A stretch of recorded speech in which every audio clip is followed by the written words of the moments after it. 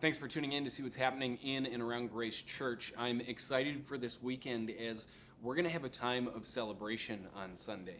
We have some child dedications that we're going to do as we've had a few different families come forward saying, hey, I want to dedicate my child or children to the Lord, and I want this community to come around me in prayer. I want to be uplifted and encouraged as I try to build faith into the journey of my child and help them to see their need for the Lord. And so this is a great and precious time to be the church, to gather, to link arms, to lift one another up in prayer, and to see these families surrendering themselves to whatever it is that the Lord may have for them and their kids. And so we're excited to celebrate this. We're also excited for Matt Reed, who's the Operation Christmas Child Regional Manager, to come and to share some exciting news with us. And we're going to celebrate what the Lord's doing in and through that ministry and how Grace Church has been a vital part of what has taken place. And so we're going to hear from him on Sunday as well. And then as we come into the evening, we're going to have a time of worship and prayer where we're practicing our reverence before the Lord,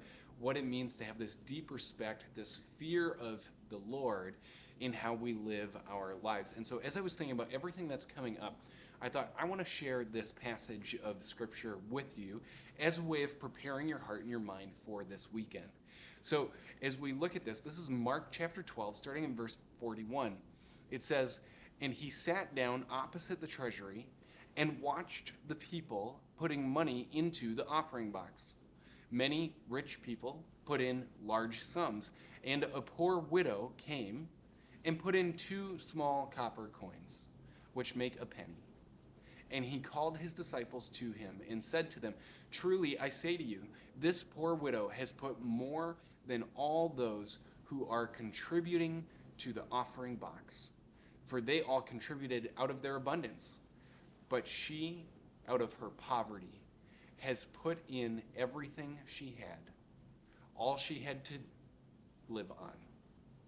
As we look at this passage, we see that last line that she put in every penny, everything that she had to live on. And really, this is a great picture of what it means to be Christian, of what it means to walk in a relationship with Jesus. Because what we find that's true from beginning to end of the Bible is that when we sell ourselves out for the Lord, when we recognize that it is a blessing to us, when we are giving of what the Lord has blessed us with, then we enter in to a faith journey that truly is aiming to honor the Lord. And it comes back to the Abrahamic covenant, blessed to be a blessing.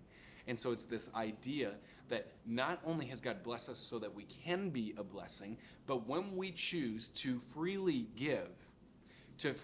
give our time in relationships, to freely lift our concerns to the Lord in prayer, to freely share in our wealth with others and with the church, when we commit ourselves to God and we give ourselves to Him, what we find is that the blessing we receive is even greater.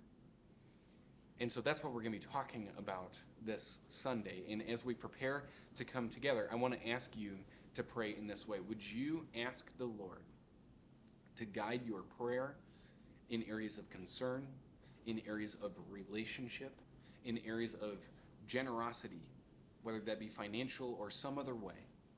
Would you ask the Lord to guide you in those ways and ask, Lord, what have I been withholding that you're asking me to open up my hand and live in surrender of? Lord, what can I give you that I have been resistant to give you, where I have taken control in my own life? Because we want to claim that blessing of what it means to be blessed while we bless others.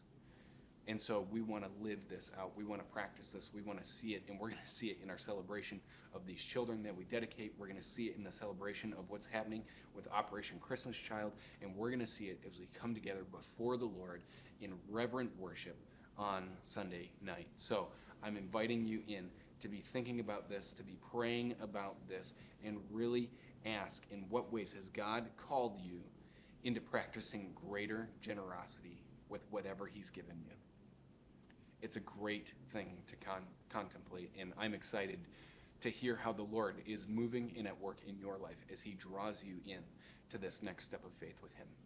I'm excited to worship the Lord with you on Sunday.